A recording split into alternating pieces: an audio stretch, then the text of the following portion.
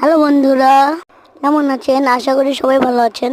অনেকদিন পর একটা ভিডিও নিয়ে আসলাম। কয়েকদিন আগে আমি অসুস্থ হয়েছিলাম, মানে আমার জ্বর এসেছিল। আর আমি ডাক্তার কাছে গিয়ে ওজন মাপছি, আর আমার ওজন আসছে 19 কেজি। দেখেন আমি কত মোটা। এবার আমার আম্মু ওজন মাপছে, আর আমি এখানে দেখে গান বলছি। তারপর আমার জ্বর মাপা হলো। আমার জ্বর 104 ডিগ্রি। আর আপু আমার এখানে জ্বালাচ্ছিল। আর এখন আমাকে ইঞ্জেকশন দিয়ে দিবে। আমি ভয়ে এদিক ওদিক তাকাচ্ছিলাম। তারপর অনেকক্ষণ অপেক্ষা করার পর আমাকে এখন ইঞ্জেকশন দিয়ে দিবে।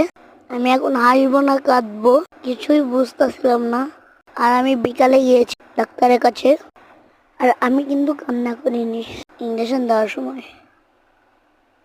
আমি এখানে দাঁড়িয়েছিলাম, আমাকে দিয়ে দিচ্ছে। আমি ইঞ্জেকশনের দিকে তাকিয়েছিলাম না, আম্মু আমার চোখ ধরলো।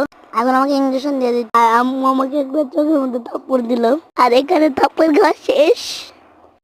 তারপর আমি দেখছিলাম রক্ত বাড়াই কিনা। তারপর একটা জোরে হাসি দিলাম, আর আমি ডাক্তারকে বলছিলাম আমার লাগেনি। আর আমি বারবার দেখছিলাম, তোমরাই দেখো, চলেনি। তারপর আমি আম্মুর সঙ্গে কথা বলছিলাম, আম্মু দেখছিল কতটুকু লেগেছে।